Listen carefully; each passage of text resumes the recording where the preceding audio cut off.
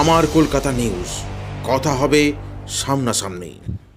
ভালোবাসা দেবেন, আমার এটা অতি পাওনা। কি বলবেন লোকসভার মানুষের জন্য কি বার্তা দেবেন? হুগলির মানুষের পাশে এসে দাঁড়িয়েছি। আশা করি যে আশা নিয়ে দিদি আমাকে এখানে পাঠিয়েছেন, সেই আশা আমি পরিপূর্ণ করতে পারবো, ওনার মান সম্মান রাখতে পারবো এবং হুগলির মানুষের পাশে দাঁড়াতে পারবো। জনজোয়ার দেখলেন, পরবর্তীকালে কি চিন্তা করছেন? পরবর্তীকালে যেন এই জনজোয়ার থাকে এবং সেই জনজোয়ারের মান সম্মান যেন আমি রাখতে পারি, সকলের ভালোবাসার উত্তর যেন আমি দিতে পারি আমার কর্মের মাধ্যমে। দিদি, যদি হুগলি লোকসভা কেন্দ্র থেকে হুগলির মানুষ আপনাকে জয় করে দিল্লিতে পাঠায়, প্রথম লক্ষ্য কি হবে আপনি হুগলিবাসীর জন্য? প্রথম লক্ষ্য তো এটাই হবে, পার্লামেন্টে গিয়ে আমি আমার জায়গা হচ্ছে হুগলি নিয়েই কথা বলবো পার্লামেন্টে।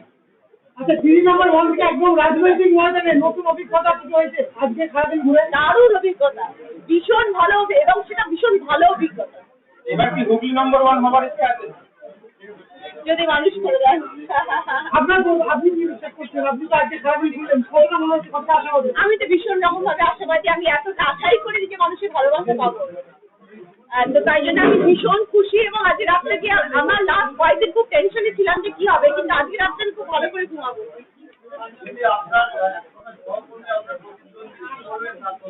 ঠিক আছে, জীবনের প্রত্যেকটা পদক্ষেপ, প্রত্যেকটা ধাপ বিভিন্ন ধরনের জিনিসের বিভিন্ন ধরনের ঘটনার সম্মুখীন হতে হয়। এটাও একটা ঘটনা যার সম্মুখীন আমি হলাম এবং এটা রাজনীতির মঞ্চের সামনে তো প্রতিদ্বন্দ্বী থাকবেই। সে চেনা প্রতিদ্বন্দ্বী, সে ভালো কথা। কি হয় ভালো তো, এটাই তো দেখার লড়াই। একদম, সে রাজনীতিতে অনেক বেশি এক্সপিরিয়েন্স, সে এমপি হয়ে রয়েছে, তার তো আমার থেকে অভিজ্ঞতা অনেক বেশি। আমি সেই ব্যাপারে কোনো রকমের তার সাথে লড়াই করতে চাই না। আমি আমার জায়গায় ঠিক, আমি আমার মানুষকে ভালোবাসা দিয়ে মন জয় করবো।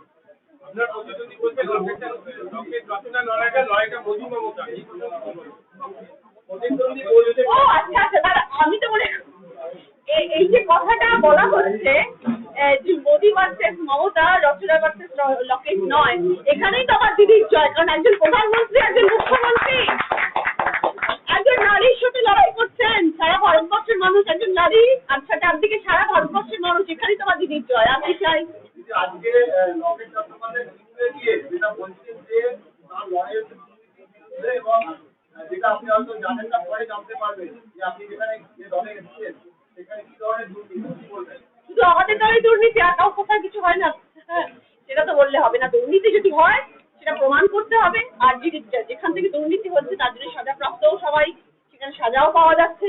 দুর্নীতিতে তো রাজনীতি হবে না। যারা প্রকৃত অর্থে ভালো মানুষই করে, ভালো কাজ করে রাজনীতি করবেন, তাদেরই জয় জয়কার হবে। এখন সবথেকে বড় ইস্যু এখন সন্দেশখালী, কি বলবেন সন্দেশখালী নিয়ে?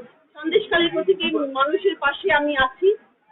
যাদের উপরে প্রকৃত অর্থে নির্যাতন হয়েছে তাদের উপরে আমার দুঃখ আছে। আমি তাদের জন্য ভাবি, চিন্তা করি এবং আমাদের সরকার তাদের জন্য ব্যবস্থাও নিচ্ছেন। যারা অন্যায় করছেন তাদেরকে গ্রেফতার করা হচ্ছে এবং এটাও করা হয়েছে যে যাদের যাদের যা যা অভিযোগ আছে সেগুলো অধিভুক্ত করা হচ্ছে এবং সেগুলো সব অধিভুক্ত হওয়ার পর তাদের জন্য শাস্তিও ধার্য করা হচ্ছে, পদক্ষেপ তো নেওয়া হচ্ছে। আপনি হুগলিতে প্রার্থী হয়েছেন, আপনি গর্বিত না হুগলিবাসী গর্বিত? আমি গর্বিত, নিশ্চয়ই আমি গর্বিত। আজকে মুখ্যমন্ত্রী আমাকে নিয়ে এসেছেন এই জায়গায়, আমাকে এখানে দাঁড় করিয়েছেন, এটা আমার পরম প্রাপ্তি।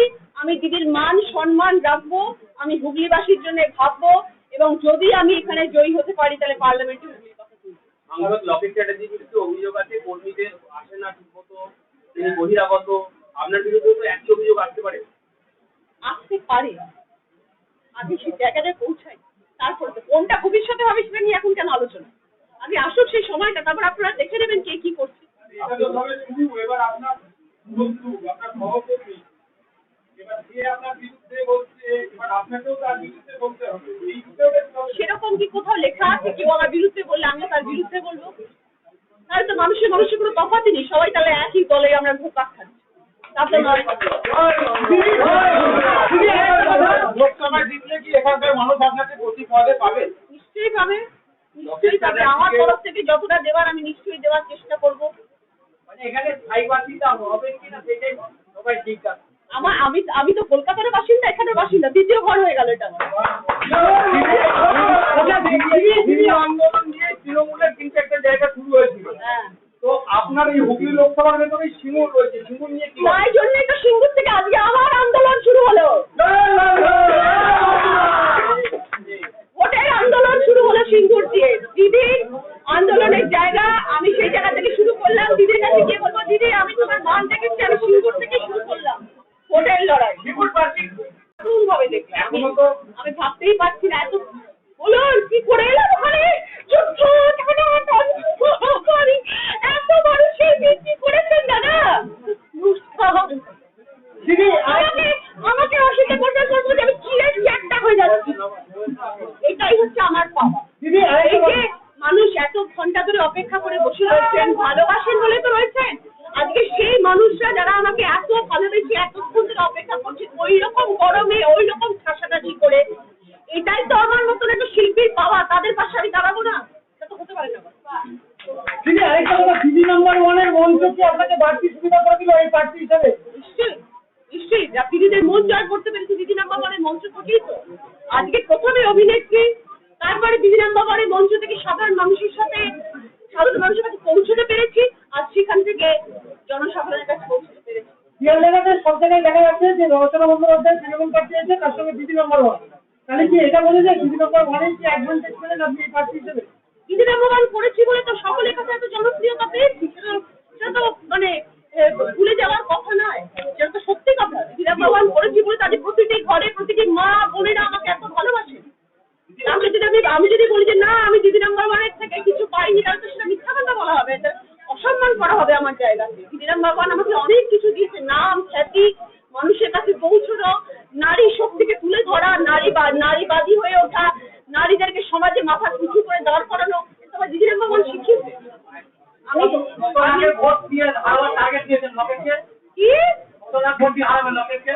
সেটা মানুষ বলবে, জনতা জনার্দন, আমার ভগবান জনতা, সে বলবে যে কত লাখ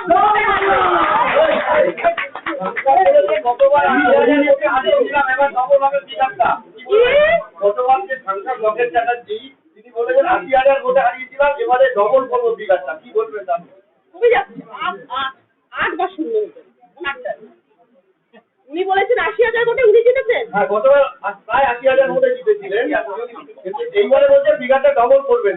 ও 8টা বাদ হয়ে যাবে। এবার তাহলে কি দাঁড়ালো? তাহলে অভিনেত্রী থেকে নেত্রী, আজকে প্রথম দিন ময়দানে প্রচারে কেমন লাগছে? আমি ভীষণ খুশি দাদা। আমি সত্যি মন থেকে বলছি, আমি ভাবিনি আমি এতটা পাবো মানুষের কাছে, হুগলিবাসীর কাছ থেকে যে আমি এতটা পাবো আমি আশা করি।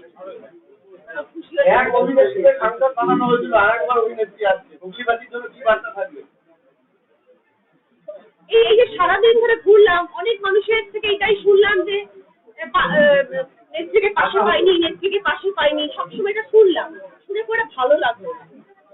তো আমাদের তো ভোট দিয়ে জেতানো হয়, তো অনেক আশা নিয়ে মানুষ আমাদের থেকে চান। সেই আশাটা যদি পরিপূর্ণ করতে না পারি, তাহলে আমরা কিসের সংসার, তাহলে কি করতে মানুষ আমাদের ভোট দিবে? তো আমিও যদি সেই পথে হাঁটতে চেষ্টা করি বা ভাবি বা চিন্তাও করি, তাহলে তো আবার গর্বানটা কাটা দেওয়া উচিত। মান সম্মান শূন্য, দিদিকে ছোট করা, আর কিছু নয়। হুগলিবাসী তো আপনাকে পাচ্ছে, নিশ্চয়ই পাবে। এই ভুলটা সবার ভাঙিয়ে দেবো। একাধিক গোষ্ঠীদ্বন্দ্ব আছে, মা পারবেন তো নিয়ে চলতে? একাধিক গোষ্ঠীদ্বন্দ্ব আছে, আমি এখনো দেখতে পাইনি, বুঝিনি। যদি থাকেও সে গোষ্ঠীদ্বন্দ্বকেও এক করে দেবো। গোষ্ঠীদ্বন্দ্ব আর থাকবে না, রচনা দিয়ে আসবে।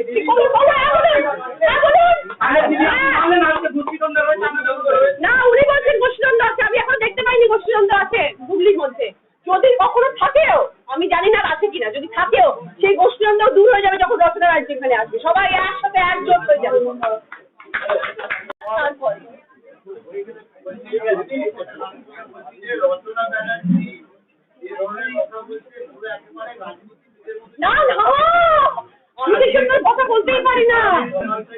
আপনি বললেন দুই জায়গায় অসমাদি রয়েছে, রয়েছে বা অরিন্দম বা সুগন্ধা রয়েছে, আরো অনেকে ছিলেন, পিছিয়ে দিয়েছি নাকি? কতটা আপনি তাদের থেকে দুজন তাবড় মানুষ আমার পাশে রয়েছে। আগলে রেখেছে 3 জন, ওরে না হয়নি আছেন আরেকজন, আর সবাই ইনফ্যাক্ট আপনারাও কত এক্সপিরিয়েন্স, আপনারা আমাদের থেকে তো অনেক বেশি ভালো জানেন।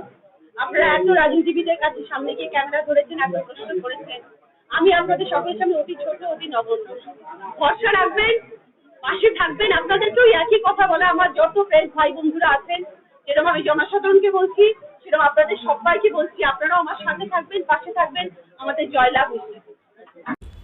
আমার কলকাতা নিউজ, কথা হবে সামনাসামনি।